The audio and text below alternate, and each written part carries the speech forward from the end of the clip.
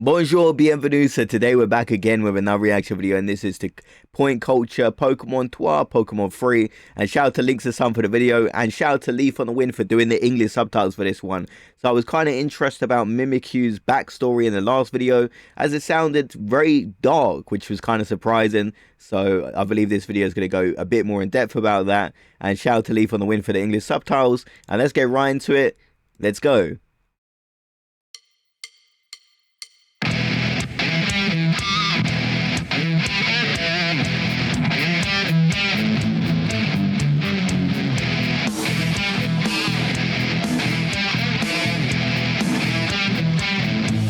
And a very cool intro there, seeing a lot of iconic franchises. Nous fêtons les 10 ans du Point Culture. Bah, pas aujourd'hui, mais ce mois-ci. Ce mois-ci, il y a 10 ans, sortait le Point. Wow, okay, so 10 years anniversary, and this video is 6 years old. So Links to Sun is making videos for a very long time, like one of the OGs, really. Point culture sur les zombies. Et pour fêter ça, je me suis dit qu'on allait replonger dans le sujet des 2 points culture les plus populaires de l'histoire de ma chaîne, les points culture sur Pokémon. Il y a un angle d'attaque sous lequel je n'ai encore jamais parlé des Pokémon, et c'est un peu un comble étant donné le nom de l'émission, l'aspect culturel.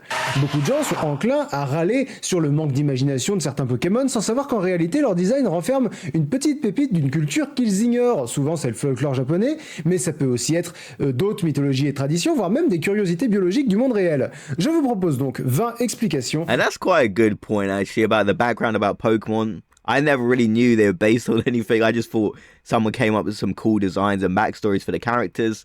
But, you know, I guess we're going to learn a lot more today. Derrière certains Pokémon.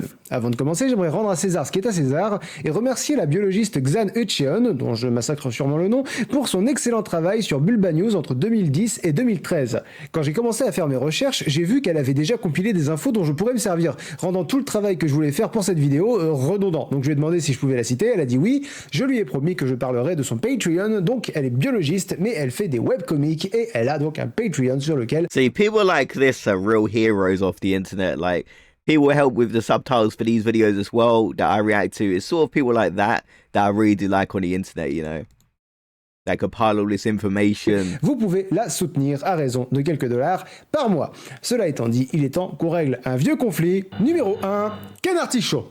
Pourquoi es-tu Canartichaud? Pourquoi? Déjà, on a bien intégré que c'était pas un artichaut, ça. Mais en plus, et c'est là que t'es super chiant, c'est pas un poireau non plus. C'est un oignon japonais. Oh. C'est quoi ton problème, Canartichaud? Même en anglais, son nom il veut rien. Son nom anglais, c'est Farfetch'd. Ça veut dire tiré par les cheveux. Va te faire foutre. C'est plus que je n'en peux supporter, Canartichaud. Toi et moi, c'est fini. Et je ne t'évoquerai plus jamais dans la moindre vidéo. C'est de la torture ce que tu me fais subir. Mais enfin, Lynx, tu ne t'es jamais demandé ce qu'était mon nom japonais? Mais... Canartichaud, tu I parles? love that. Oui, gros con, alors que toi tu beugles. Mais quel est ton nom japonais, mystérieuse créature? Kamonegi. Oh, it does sound cooler. Kamonegi. Ça me sert à rien.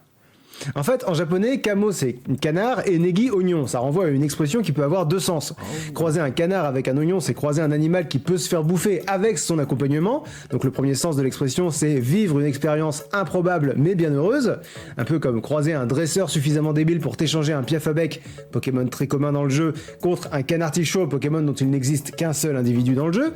Mais le deuxième sens de l'expression, qui se met cette fois à la place de la bestiole, être un canard avec un oignon, c'est être un peu naïf et se faire avoir. Chez nous, on dirait un pigeon. Et en effet, quand tu échanges un piaf-à-bec, tu échanges certes un Pokémon commun contre un Pokémon rare, mais tu échanges surtout un Pokémon qui peut évoluer et être utile au combat contre un Pokémon qui ne sert à rien et qui a des stats à la con. Canartichaud renvoie donc à ces deux acceptions de l'expression un canard avec un oignon. Canartichaud a désormais un sens. Ma mission. Yeah, see, I never would have thought that just looking at Farfetch'd. The incredible backstory of the meters. That's why I love Links to Sun in his videos, because it's got me thinking about things that I never really would have thought about before.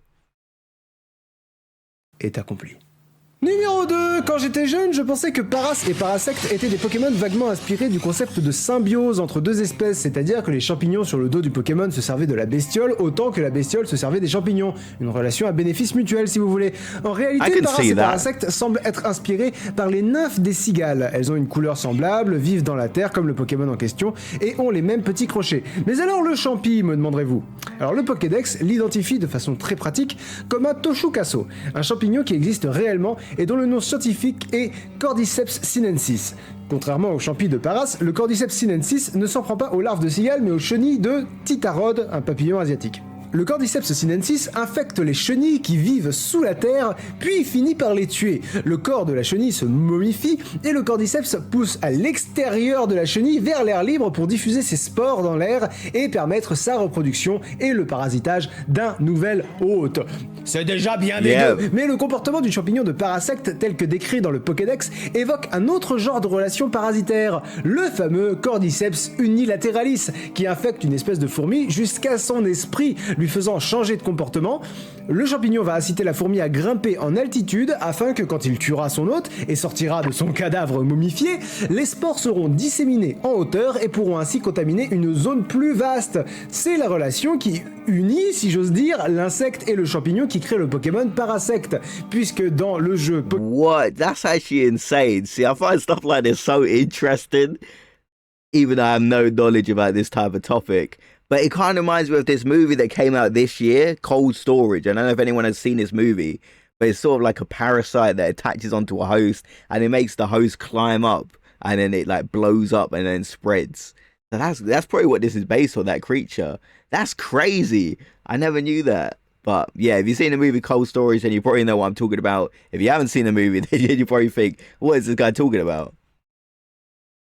Pokémon Ultra Soleil, le Pokédex décrit l'insecte est quasiment mort à ce stade et le champignon est devenu le véritable cerveau.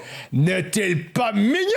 Numéro 3, le trio légendaire de la 6ème génération, Xerneas, Yveltal et Zygarde tiennent leur origine du même folklore. Évidemment, leur design est inspiré par les dernières lettres de l'alphabet qui ont donné leur nom aux versions de cette génération et qui sont leurs initiales, le X, le Y et le Z. En revanche, il semblerait qu'ils aient été inspirés par la mythologie nordique, plus précisément les créatures vivant à proximité d'Yggdrasil, l'arbre-monde. Xerneas, représentant la vie, est inspiré du cerf Ektirnir, et Yveltal, représentant la mort, est inspiré de Vidofnir, l'aigle perché au sommet de l'arbre. Quant à Zygarde, symbolisant l'équilibre, il a plusieurs formes, mais ces 3 formes les plus développées renvoient également à la mythologie nordique, plus précisément aux 3 enfants que Loki a eus avec Angrboda. La version 10% de Zygarde, globalement c'est un chien, la version 50% c'est un dragon serpentoïde, et la version 100% c'est un géant. Eh bien les 3 enfants de Loki et Angrboda sont Fenrir, un loup géant, Jormungand, un gigantesque serpent de mer, et Hel, la déesse des morts qui a la moitié du visage dans l'ombre de la mort et l'autre moitié du visage dans la lumière de la vie. De la même façon. Okay, definitely 3 very different children if we take a look at those. Que la forme 100% de Zygarde a d'un côté les points rouges d'Yveltal et de l'autre des points bleus de Xerneas. Évidemment, les Pokémon ont à la fois beaucoup emprunté et beaucoup laissé aux mythes originaux, mais leur influence est indéniable. Numéro 4, la 7ème génération est arrivée avec une nouveauté très bienvenue, ce qu'en biologie ils appellent l'évolution insulaire. Certaines espèces de Pokémon coupées de leurs congénères du continent ont évolué d'une autre façon et ont acquis d'autres capacités. Sur l'île tropicale d'Alola, les Racailloux sont de type roche et électrique parce qu'ils se sont concentrés autour de la centrale électrique de l'île. Les Sabelettes ont dû fuir les déserts auxquels ils sont pourtant adaptés à cause des éruptions volcaniques et ont trouvé refuge dans les montagnes où ils ont adopté un type glace. Mais l'une des apparitions les plus curieuses sont les formes aloléennes de Topiqueur et Triopiqueur. Oh, Diglett, that is one of my favorite les Pokémon Pokémon. taupe à se laisser pousser les cheveux façon boys band californien. En réalité, ça fait référence à un phénomène géologique que l'on retrouve dans les zones tropicales et volcaniques. Des gouttes de lave particulièrement liquides vont être étirées par le vent puis durcir, s'immobilisant sous cette forme que l'on appelle des cheveux de Pélé. Rien à voir avec le footballeur, ça fait référence à Pélé, la déesse hawaïenne du feu et des volcans. Voilà qui explique pourquoi les Topiqueurs et les Triopiqueurs qui sortent du sol d'Alola se retrouvent avec une perruque sur la tête. Après, les cheveux de Pélé sont particulièrement dangereux parce que même si ça ressemble à de l'herbe, il s'agit de vers volcaniques, ce qui occasionne les dégâts que vous imaginez. Yeah, like I'm looking at it, I'm like, that does kind of look like grass. I can see how people could fall for that. But I can't believe there's some backstory about the Diglett's hair. Like, I just thought, oh, it looks cool, looks nice, but I can't believe there's a backstory about that. Imaginez si le vent les porte jusqu'au pâturage d'animaux d'élevage. Ce que j'essaie de vous dire, c'est si jamais l'occasion se présente, faut pas manger les cheveux des okay, I topiqueurs. wasn't gonna do that, but Il faut prendre ses médicaments. if it Numéro happens, 5, then... on retourne dans la mythologie, mais cette fois-ci dans une mythologie plus proche de chez nous, la mythologie hébraïque. Il y a de nombreuses bestioles et déités dont la licence Pokémon pouvait s'inspirer dans la Bible notamment pour ces créatures. Et en effet, on retrouve des équivalents à Kyogre, Groudon et Rayquaza dans les Saintes Écritures. Kyogre et Groudon sont deux immenses Pokémon représentant la mer et la terre. Lorsqu'ils se battent pour asseoir la domination de l'un sur l'autre, Rayquaza descend du ciel pour se joindre à la bataille. C'est à peu près la dynamique qu'on retrouve chez le Léviathan et le Behemoth, décrits dans la Bible, auquel s'ajoute le gigantesque oiseau légendaire roi du ciel, Ziz. Ziz n'est qu'évoqué très rapidement dans la Bible, c'est davantage un élément de folklore oral de la culture juive. Et Ziz est supposé être un griffon ou un oiseau, pas une espèce de dragon asiatique comme Rayquaza, mais là encore il s'agit d'adapter des légendes pour en faire un jeu vidéo, pas de les copier-coller. Numéro 6, il est plus que temps que je vous Okay, parle. and that one was very interesting. I would have never guessed that, but I do think a lot of things are inspired by religious folklore, so that does kind of make sense for Pokemon to be inspired in some ways by religion. So that's not too surprising, but I guess I never know the backstories for any of these, so it's just all hitting me at once. De yokai. Les yokai sont des esprits, Oh yeah, des I've heard of fantômes du yokai folklore japonais before. et ils ont inspiré des dizaines de Pokémon. Je n'en ai retenu qu'un parce que le yokai en question a inspiré plusieurs Pokémon, notamment celui dont le nom me faisait beaucoup réagir il y a 9 ans, Branette. Pour être plus précis, on va parler d'un type de yokai qu'on appelle un obake. Un obake est un yokai capable de changer de forme. Avant de vous dévoiler de quel obake je vais parler, je développe un peu ce qu'est Branette. Ce Pokémon est une poupée abandonnée qui a juré de se venger. Parce que l'important, n'est-ce pas, c'est la joie. Mais Branette est probablement inspiré des Tsukumogami. Les Tsukumogami sont des objets qui fêtent leur 100e anniversaire et deviennent conscients. Ces obake ont donc pu inspirer tous les Pokémon qui étaient des objets à l'origine, que ce soit l'épée consciente Exagide ou le porte-clés Trousselin. Maintenant, comme je disais, des dizaines de Pokémon ont été inspirés par les yokai japonais. Par exemple, Sugunbi est la tête décapitée d'un moine, condamné à errer sur Terre entouré de flammes, car de son vivant, le moine en question volait de l'argent au temple. Ça a inspiré Phantominus. Baku Oh, Ghastly, that was another great Pokemon, but Branette's backstory is one of those that seem extremely creepy. Another one. est un yokai ressemblant à un tapir qui mange les mauvais rêves. Il a inspiré Soporifique mais aussi Muna dans la 5ème génération.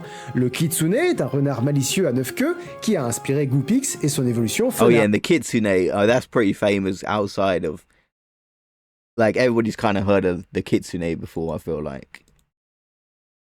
Bref, j'aurais pu remplir le top 20 avec des yokai, mais j'ai préféré rendre hommage à la diversité des inspirations des Pokémon et j'aurais pas aimé ne pas vous parler d'animaux du monde réel. D'ailleurs, parlant de ça, numéro 7, si je vous dis qu'il existe un animal dans notre monde très semblable à Sablette et Sablero, vous serez peut-être surpris. Sans être exceptionnellement inconnu, le pangolin n'est peut-être pas une créature dont vous avez déjà entendu parler. Et oui, c'est une créature adorable, et comme le monde est à chier, c'est aussi une créature menacée d'extinction, braconnée pour être bouffée Yeah, I'm ou pour pretty sure I've alimenter seen that le before, marché like in a nature aphrodisiaque documentary or chinois. something. Alors, surtout, je veux pas sonner raciste ou quoi, mais faut arrêter de bouffer des animaux en danger d'extinction pour se durcir la bite. Yeah, I completely agree with him there. Please stop eating endangered animals. Leave them Marche pas. alone. Je pense pas que ça vaille le coup. Bref, les pangolins, comme Sablette et Sablero, se déplacent sur leurs pattes arrière, ont de longues griffes et ont la capacité de se rouler en boule pour se protéger, y compris des lions. Et c'est sauvage comme protection, parce que s'il faut, les écailles de pangolins Yes, peuvent I'm pretty se sure I've hérisser seen footage et of sont this before. tranchantes. Autant dire que les lions y réfléchissent à plus d'une fois avant d'essayer de croquer là-dedans. Numéro 8, petit rappel pour les gens qui ne sont absolument pas familiers avec l'univers Pokémon. Oui, toi, le parent dont l'enfant a dit « Hey, regarde cette vidéo, elle est chouette, j'ai appris plein de trucs !» C'est à toi que je m'adresse parce qu'apparemment t'existes. Il y a dans l'univers Pokémon 18 types dont il faut maîtriser les interactions pour avoir un avantage stratégique dans les combats. Les attaques de type feu sont efficaces contre les Pokémon de type glace, par exemple, mais peu efficaces contre les Pokémon de type eau. Makes sense, Logique. yeah. Les attaques de type sol sont efficaces contre les Pokémon feu, on peut se figurer que mettre de la terre sur un feu l'éteint, mais ces mêmes attaques sol sont inefficaces contre les Pokémon vol pour des raisons évidentes. Depuis les toutes premières générations de jeux vidéo Pokémon, le personnage qu'incarne le joueur se voit proposer 3 Pokémon pour débutants dont les types se répondent entre eux. Un type feu, puissant contre un type plante, lui-même puissant contre un type eau, puissant contre le type feu. Cette triade feu, plante et eau est le choix que doit toujours faire le joueur au début du jeu.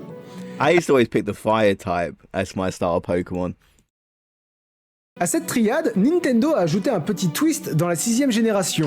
Blindépic, Goupelin et Amphinobie étaient toujours de type plante, feu et eau, mais aussi, respectivement, de type combat, psy et ténèbres. Or, la voix du guerrier bat les ténèbres empoisonnent l'esprit et le cerveau bat les muscles. Et là où cet équilibre est bien trouvé, c'est que ces types sont représentés par une autre triade bien connue des rôlistes, le guerrier, le mage et le voleur. Ce sont les 3 grandes classes de métiers parmi lesquelles les premiers rôlistes... Oh, that's genius. Like, the references are blowing my mind. And yeah, whenever you play an RPG game, you always got these types to choose from.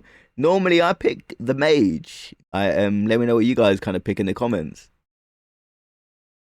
Pouvaient choisir.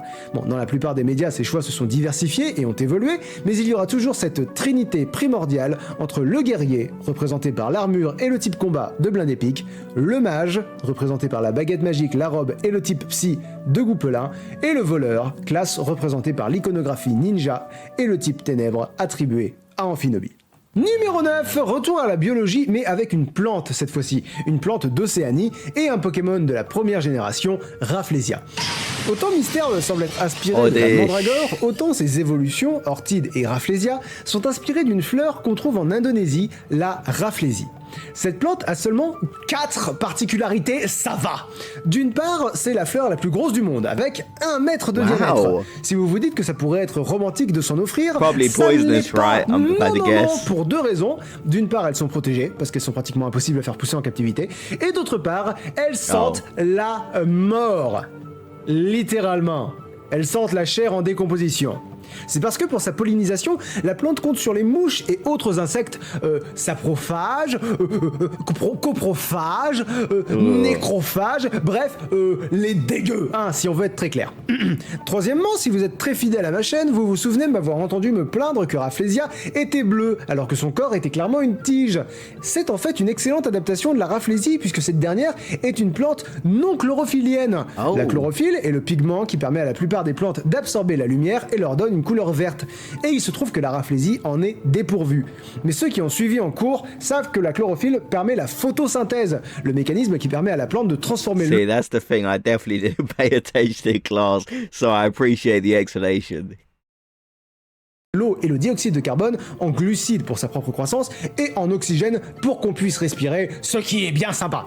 La Rafflesia, en revanche, elle se fout complètement que tu respires, elle veut simplement manger. Et pour ce faire, elle a adopté un mode de survie relativement rare chez les plantes, ce bon vieux parasitisme.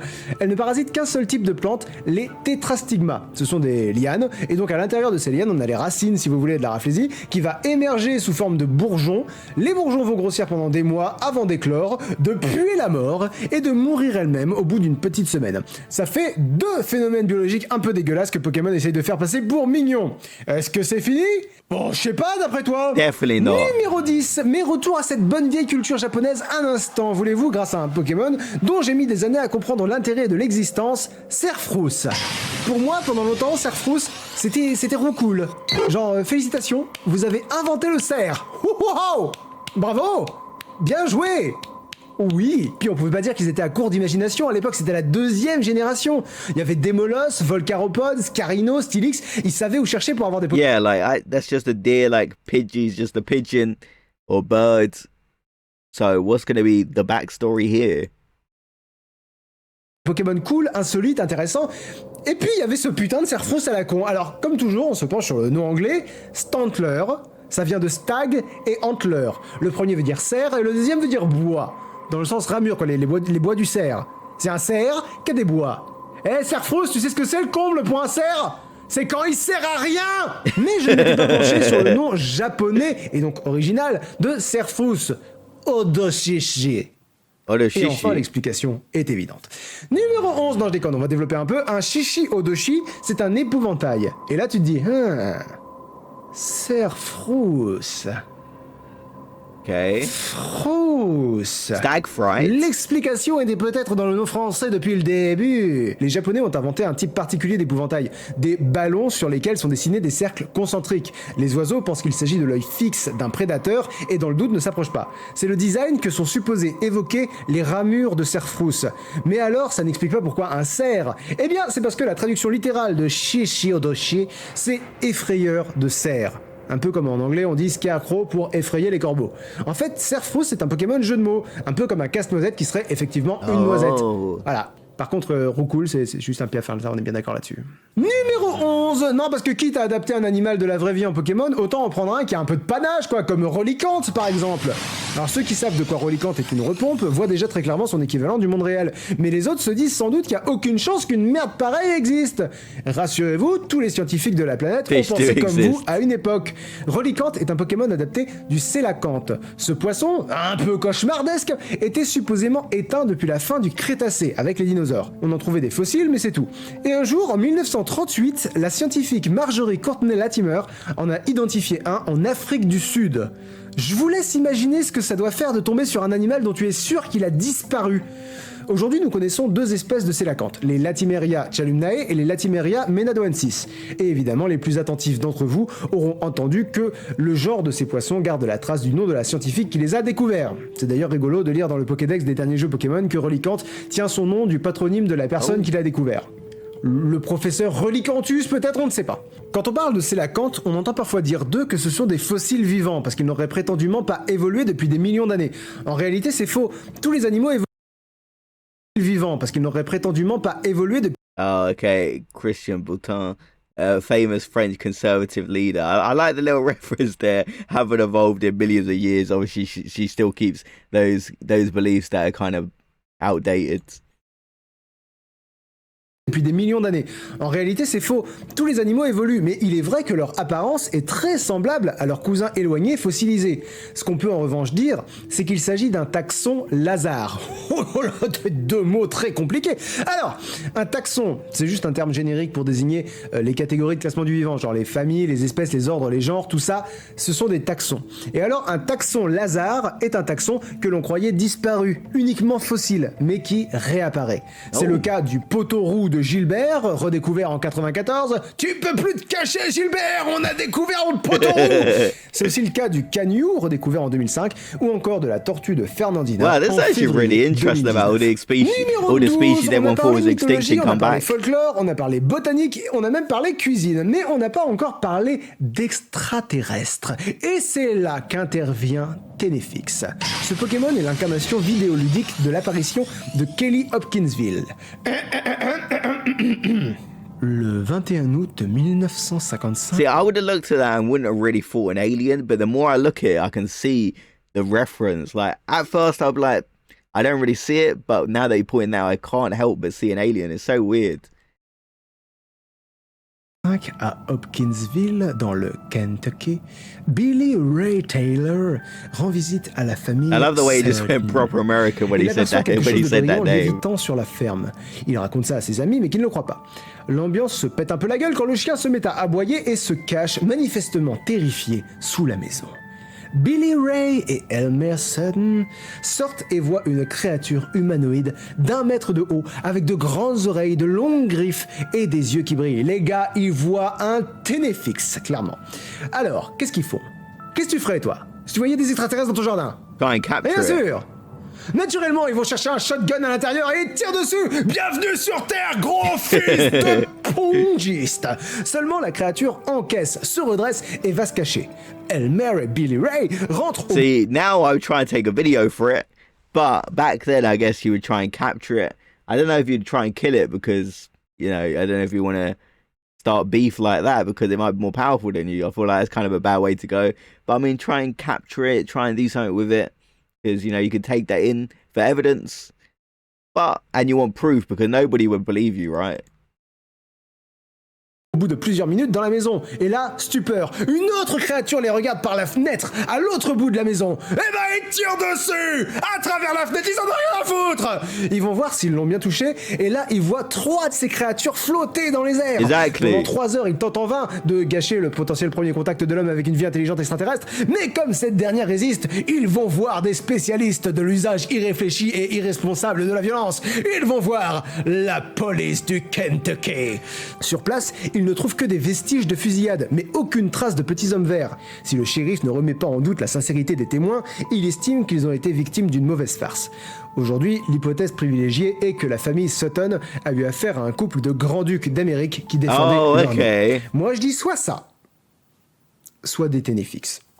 C'est possible. Numéro 13. See, I love that. That's probably my favorite backstory so far. It's just so funny about the alien contact. There's probably some owls, but you never know. You never know, man. If I'm come in contact with an alien nowadays, I'll try and record it. But back then, I have no idea what I'd do because no one would believe you. If it was aliens, you have no proof really because you wouldn't be able to record it. Vous vous souvenez quand on parlait de Paras, je vous disais qu'il était inspiré par les nymphes des cigales, et quand je vous parlais de Rafflesia, je vous ai également dit que j'avais pas fini de vous parler de trucs dégueux. Et je vous présente donc Ningal. Ningal, comme son nom et son apparence l'indiquent, est également inspiré par les nymphes des cigales. Fort heureusement, cette nymphe-là ne semble pas être porteuse d'un gros champignon zombificateur. Non, mais alors... Comment fait-on les cigales, vous entends-je me demander. D'abord, les nymphes des cigales incapables de voler creusent un trou pour se protéger et se nourrir des nutriments dans la terre. D'ailleurs, Ningal est de type insecte et sol, donc ça déjà c'est bien foutu. Ensuite, la nymphe va sortir du sol, généralement en grand nombre, et elle va se percher relativement en hauteur pour... sortir d'elle-même. Je sais pas comment vous décrire ça. La cigale va abandonner sa peau, elle va muer pour devenir une cigale adulte. Et là où c'est dégueulassement très bien foutu dans Pokémon, c'est que quand Ningal évolue en Ninjask, une cigale ninja, si tu as une place dans ton équipe, tu récupéreras un Munja, un Pokémon insecte et fantôme dont je vous parlais déjà dans le point culture sur les Pokémon 2, et que le Pokédex décrit comme vide. Et là, moi, je peux difficilement m'empêcher de penser au gamin qui a dans son équipe une tête de moine décapitée en feu, une fleur qui pue la mort et qui va disparaître au bout d'une semaine maxi, un pangolin, une taupe avec du verre volcanique planté dans la tête et la mue crevée d'une cigale. Un jour, je serai le meilleur dresseur. It completely changes your whole perspective pareil, on quand j'étais Pokemon. jeune, je me satisfaisais du simple fait que Magikarp, un Pokémon dont l'inutilité ne saurait être surévaluée, évoluait... Oh, Magikarp. If you've ever played Pokemon Go, you'd always come across that Pokemon.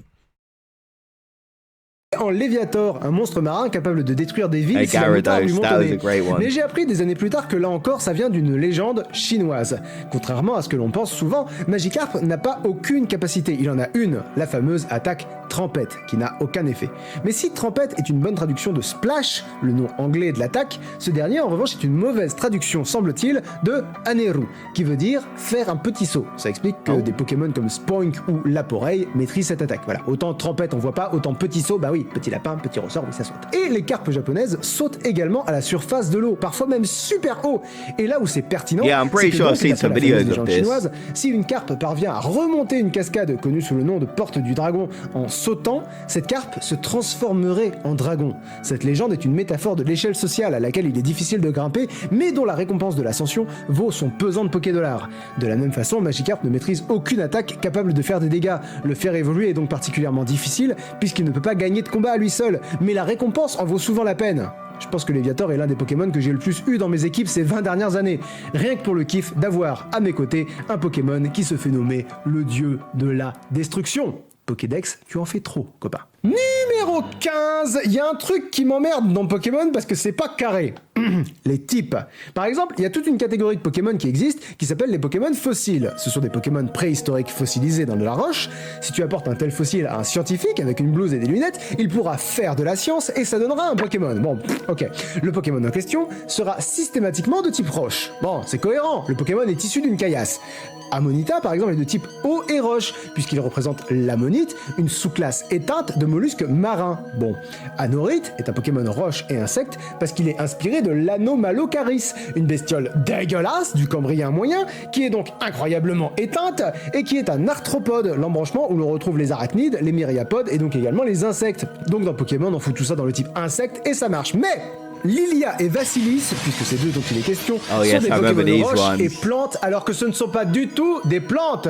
Oui, mais ça ressemble. Ta gueule, Jean-Guy, Simularbre il est de type roche, et lui aussi ça ressemble, ok? C'est quoi ton excuse, Jean-Guy? C'est quoi ton excuse? Voilà, c'est ce que je disais, c'est pas carré. Lilia et Vassilis sont en effet inspirés par les crinoïdes du monde réel. Il existe une myriade de crinoïdes encore vivants aujourd'hui, mais ils présentent une différence intéressante. Les crinoïdes fossiles possédaient des espèces de bras tentacules avec plein de petits poils pour filtrer les planctons dans l'eau, pour les See, that's the last thing I would have guessed. bouffer, comme les crinoïdes actuels, mais ils avaient aussi une espèce de tige pour rester accrochés à un rocher et ne jamais en bouger. Les crinoïdes d'aujourd'hui, assez proches des étoiles de mer ou des oursins, n'ont plus cette tige, ou n'en ont plus qu'un vestige, jeu de mots, et peuvent ainsi se déplacer plus librement dans l'eau, en se servant donc de leurs bras tentaculaires pour se déplacer, ce qui d'ailleurs ne laisse aucun doute sur la nature absolument pas végétale du bordel, donc ce double type roche et plante n'a aucun sens. Je suis énervé. Numéro 16, on part en Égypte cette fois-ci avec un autre Pokémon et une autre légende, le Pokémon Toutankhafer. Merde, c'est la première fois que je le dis à voix haute. Qu'est-ce que c'est con comme nom. Okay, I don't know. Oh, this one. Yes, I didn't recognize it. Sarcophage Showed a égyptien. picture. Jusque-là, je pense que j'ai perdu personne. C'est un Pokémon de type spectre et il est inspiré de la célèbre Yeah, see, I feel like this one's pretty self-explanatory there. légende de la malédiction du pharaon. Qu'est-ce que la malédiction du pharaon? Ah, j'adore quand tu me poses des questions, on voit dans ma tête. Non, je ne tuerai pas mon père, n'insiste pas! La malédiction du pharaon est une légende ayant fleuri dans les années 20, comme quoi de nombreux ouvriers ayant exhumé la tombe du pharaon Toutankhamon seraient morts de manière mystérieuse, ainsi que l'égyptologue Lord Carnarvon, le commanditaire de l'expédition. Ce dernier est mort chez lui pendant une panne de courant qui a précipité toute la ville du Caire dans le noir. Wow. Ces nombreuses morts suspectes ont énormément alimenté l'imagination des artistes de l'époque, jusqu'à aujourd'hui. Agatha Christie a écrit une aventure d'Hercule Poirot en 1923 intitulée L'aventure du tombeau égyptien, et la popularité de la légende a poussé le producteur d'Universal, Carl Laemmle Jr., à imaginer le cousin égyptien de Dracula et du monstre de Frankenstein, la momie. Ce n'est que bien plus tard que cette légende inspirera également Toutankhafer. Numéro 17, un Pokémon... Oh, and I find Frankenstein, the Mummy, and those type of creatures so cool. I also love the Brendan Fraser movies as a kid, so I find that very interesting. I mean, that one was pretty self-explanatory. If I had to guess, that's probably the only backstory out of all the ones that I mentioned that I probably would have been able to guess. Pokémon roche et eau, parce que c'est un fossile, vous voyez bien que c'est pas compliqué, Kabutops. A priori, il n'existe rien dans notre monde qui ne ressemble à Kabutops. Soyez rassurés, non, il n'existe plus rien dans notre monde qui lui ressemble. Anymore? C'est un Pokémon fossile inspiré d'un ordre fossile, les Eurypterides. Wouhouhou! Les Eurypterides étaient également connus sous le sobriquet de scorpions de mer ou de gigantostracés. Et pour cause, ils pouvaient atteindre 2 mètres de long. Tu me diras, 2 mètres de long, c'est même pas la taille d'un crocodile. C'est grand, mais c'est pas la folie. I mean, imagine coming across that in the ocean. Yeah, you don't want to see that. Like, it's big. Not that big, but it's still pretty big and looks kind of scary. Plus, surtout par rapport aux créatures peuplant la Terre du temps des dinosaures. Sauf que ces bestioles n'ont pas connu les dinosaures. Les Eurypterides ont régné sur Terre durant l'Ordovicien, il y a entre 485 et 440 millions d'années. Durant cette période, il était rare que les animaux dépassent quelques dizaines de centimètres. C'était des petits mollusques, des petits céphalopodes, des petites merdes quoi. Et t'avais cette abomination avec une carapace, des pinces, des yeux et près de 2 mètres de long. Maintenant, comme je l'ai très rapidement évoqué, les Eurypterides sont un ordre du règne animal, comme les primates, les carnivores ou les rongeurs. Autrement dit, comme les primates, ça peut être ça, ça ou ça, les rongeurs, ça ou ça, et les carnivores, ça ou ça, les Eurypterides évoquent énormément de familles et de genres. Mais alors, après, est-ce que Kabutops ressemble davantage à un ptérygote, à un Geckeloptère ou à un Mégalograptus? Moi, j'ai envie de dire, vous vous démerdez, moi j'arrive pas à m'enseigner sur ces bestioles sans faire de cauchemar. Yeah, like that's definitely nightmare inducing. If you ever saw any of these in real life, man, I think you're cooked. 18, retour à une légende japonaise et retour au point culture sur les Pokémon premiers du nom. Vous souvient-il, cher public, du temps où je qualifiais Archeomir de dessous de plat? Oh, l'hilarité! Ce n'était pas aussi souriant qu'un Pokémon à 3 couilles, mais tout de même, quelle cocasserie! Eh bien, cette cocasserie est en fait, comme souvent dans le point culture, une erreur d'interprétation de ma part. Archeomir n'est pas un dessous de plat, mais un miroir. Pour ma défense, c'est pas évident non plus. D'autant qu'un miroir qui évolue en cloche, bon, c'est pas beaucoup plus cohérent qu'un dessous de plat qui évolue en décapsuleur comme je l'ai longtemps cru. Alors déjà, on va être précis sur la terminologie. Archeomir est adapté d'un miroir en bronze appelé Dokyo, et son évolution, Archéodong, d'une cloche également en bronze appelée Dotaku. Et pour comprendre le lien logique entre les deux bestioles, il faut que je vous parle du Kweidan, un livre de l'auteur irlandais puis japonais Lafcadio Hearn. C'est un recueil de plusieurs histoires de fantômes japonaises. Celle qui nous intéresse est l'histoire du miroir et de la cloche. Les moines voulaient une grosse cloche en bronze pour leur temple et demandèrent aux femmes du village de leur donner leur miroir. L'une d'elles s'exécuta mais regretta sa décision, se rappelant ses propres sourires que seul le miroir lui avait permis de voir. Quand ils ont fait fondre les miroirs, celui de la jeune femme resta intact, car il contenait encore son âme et restait froid et dur, parce que c'est comme ça que ça marche, la fonderie, c'est quelque chose de très pointu. Comme tout le monde savait que c'était elle qui ne voulait pas qu'on fonde son miroir, elle vivait dans la honte et ne pouvant supporter à la fois sa honte et sa colère, elle se suicida en promettant que quiconque briserait cette another cloche extremely dark deviendrait riche. backstory. Durant des jours, à n'importe quelle heure du jour et de la nuit, des gens venaient frapper la cloche le plus fort possible pour essayer de la casser, mais rien n'y fit. Les moines, exaspérés par le bruit, jetèrent la cloche dans un marais où elle finit ensevelie. Ce qui explique la très sobre mention du Pokédex concernant Archéodong. On le trouve parfois enterré dans le sol. Wow. Numéro 19, on revient à la parenthèse sur les Pokémon chromatiques et à ma réflexion sur Love Disc, le Pokémon rendez-vous. Ça s'invente pas. Pour des raisons plus qu'évidentes, Love Disc est le Pokémon symbole des amoureux. La légende pokémonienne dit que si un couple voit un Love Disc, il s'aimera pour la vie. Bref, Love Disc est Dobesque. Là où il est un peu intéressant, c'est qu'il s'agit du croisement entre deux poissons de la vraie vie. Bon, deux poissons et un cœur, hein, évidemment. Le premier de ces poissons, comme son nom l'indique pas mal d'ailleurs, est le Discus, des poissons d'Amazonie. Oh, I see the similarities there. Qui sont très jolis et ont très vaguement une forme de cœur. Petit hasard de la vie, ce sont aussi des poissons relativement affectueux. Par exemple, les parents vont nourrir leurs petits poissonneaux, c'est un mot qui n'existe pas. Le papa et la maman Discus vont donc sécréter un mucus sur leur corps dont les petits bébés poissons vont pouvoir venir se nourrir. Bon, ça a pas l'air spécialement affectueux comme ça, mais contrairement à ce que Pixar a essayé de vous faire croire, généralement les parents poissons protègent leurs œufs, mais une fois éclos, c'est plus leur problème. Il est relativement inhabituel de voir des poissons nourrir leurs bébés, mais en l'occurrence, la maman des poissons, elle est bien gentille. Ce qui n'est pas tout à fait le cas du deuxième poisson dont Love Disc peut être inspiré, le gourami embrasseur. Ce poisson est également apprécié en aquariophilie parce qu'il a de grosses lèvres et qu'on a l'impression qu'il fait des petits bisous. En fait, pas du tout. Les gouramis embrasseurs, ou Elostomateminke, ont des petites dents sur leurs lèvres. Je répète ça, histoire que vous vous figuriez bien l'horreur que c'est. Ils ont des dents sur leurs lèvres. Ça leur permet de racler certaines parois pour débusquer de la nourriture, là où d'autres poissons ne le pourraient pas. Mais ça leur permet également de se faire des gros bisous goulus sur les bonnes lèvres de la bonne galoche sale. Mais c'est pas romantique du tout, c'est agressif. C'est pas vraiment un combat, mais c'est un genre d'intimidation, quoi, histoire de rappeler à l'autre qui est le chef. Bon, après, le poisson en face, il a les mêmes petites dents, donc finalement, ils savent pas trop qui est le chef. Mais faut pas oublier que c'est des poissons, hein, c'est un peu con, les poissons. Et enfin, numéro 20, il y a deux questions qui nécessitaient une réponse. Pourquoi Craquenois évolue en Vibranymphe ? Déjà là, je peux pas dire juste ok et passer à autre chose, il faut que je comprenne. Et numéro 2, voyons si vous avez suivi, Vibranymphe serait de quel type, d'après vous ? Bon, ça a l'air d'être une libellule, donc si on part sur insectévole, on a peu de chance de se tromper, je dirais. Dragon et sol. Donc déjà, je t'emmerde, Vibranymphe. Sache-le, voilà, sans aucune animosité, t'es sûrement très sympa dans la vraie vie, mais je t'emmerde. Toutes les explications se manifestent quand tu apprends que Craquenois, Vibranymphe et leur évolution Libégon sont inspirés d'un insecte méconnu qui s'appelle le fourmilion, qui n'est pourtant ni une fourmi ni un lion. Je lance un dé de vigueur pour savoir combien je perds de points de santé mentale. Papillon! Non, sans déconner, le fourmilion s'appelle comme ça parce qu'il bouffe surtout des fourmis, donc c'est comme un lion pour les fourmis. Voilà. Le fourmilion adulte ressemble à une libellule ou à une demoiselle ou à n'importe quelle bestiole qui ressemble à ça, mais la larve de fourmilion ressemble à ceci.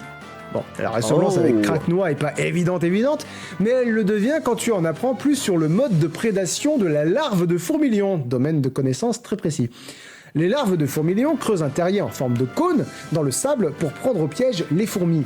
Un cône d'une précision de malade. Non, parce que s'il est trop aigu, il s'effondre sur lui-même, forcément, mais s'il est trop obtus, les fourmis peuvent s'échapper. Il faut donc un angle parfait. And I love the science behind it. Like the angle has to be just right, not too big, not too small. Otherwise, the ants can get out. Une fois qu'une fourmi arrive dans ce cône, le fourmilion lui projette du sable pour la faire glisser plus vite. Et, merveille des merveilles, une fois que la fourmi est tout en bas du cône, la saloperie lui injecte des sucs digestifs à l'intérieur pour sucer tout ce qu'il y a de nourrissant dans le corps de la fourmi et expulser la carcasse vide de la pauvre bête dans le piège en forme de cône. Alors, c'est quand même plus sympa d'imaginer que la bestiole a juste une énorme mâchoire comme ça qui attend de pouvoir manger les imprudentes qui tomberaient dans son piège. D'ailleurs, ce mode de prédation a également inspiré la culture vidéoludique au-delà de Pokémon. On trouve des bestioles inspirées des fourmilions dans Final Fantasy, dans Half-Life 2, dans Don't Starve Together, et on peut également supposer que c'est la source principale d'inspiration pour le Sarlacc, la créature du désert dans l'épisode 6 Le de Sarlacc, Star Wars. Je précise tout de même une dernière fois que là encore, le nom scientifique des fourmilions, c'est les Myrméléontidés, et comme le nom le précise, c'est une famille d'animaux, donc ça regroupe des centaines de genres, et la description que je vous en ai faite ne correspond pas à tous. J'oublie un truc. Ah oui, merci Wookie. Donc ouais, ils sont de type sol et dragon parce qu'on les surnomme les dragons de sable. Okay. Voilà. Merci à tous pour votre attention ces 40 dernières minutes et merci pour votre fidélité ces 10 dernières années. Rassurez-vous, a priori, c'est loin d'être terminé. L'avantage d'une émission comme le Point Culture, c'est que ce ne sont pas les sujets qui manquent. Je vous rappelle que vous pouvez trouver le lien vers le Patreon de Xanetcheon, la biologiste qui a beaucoup simplifié le travail de recherche de ce Point Culture dans la description. Merci à Jérémy pour le nouveau générique du Point Culture. Je vous rappelle que si la vidéo vous a plu, c'est important pour moi qu'au moins vous la likiez, la commentiez et si vraiment vous êtes des êtres géniaux, vous la partagez sur vos réseaux sociaux. Vous pouvez vous abonner à Link the Sun en cliquant sur ma tronche à droite. Vous pouvez vous abonner sur Linksoft pour ne rien rater de mon contenu en cliquant sur ma tronche à gauche. Vous trouverez la playlist des 44 points culture sortis à ce jour en bas à gauche. Et je vous ferai remarquer que c'est la 3e fois que je fais un point culture sur Pokémon sans prononcer le nom de Pika. I thought he was going to say it at the end, but he didn't. Okay, so that was a great video, kind of delving into the backstories about a lot of Pokemon. And I wouldn't have guessed half of them, but in this video you see a lot of biblical references, a lot of historic references, a lot of references to Chinese and Japanese folklore, and loads of other different topics, which I found very interesting. Some of those, I would say most of those, I would have never guessed. Like, I just think, oh, they're a cool Pokemon without knowing some of the backstories. And some of them are references to sea life creatures, creatures that exist in the wild, and sometimes they even have an extremely dark backstory. So shout out to Links on the Sun for the English subtitles for this one, and for Leaf on the Wind. So shout out to Links to Sun for doing the video, and shout out to Leaf on the Wind for the English subtitles. That is what I was meant to say. So I'll see you guys in the next video, and let me know what you guys thought about it. I found it very informative, and I definitely learned a lot. And yeah, like some of those are definitely surprising, and surprising the types of Pokemon as well, which I wouldn't have guessed. So I'll see you guys in the next video. Have a great day, everyone.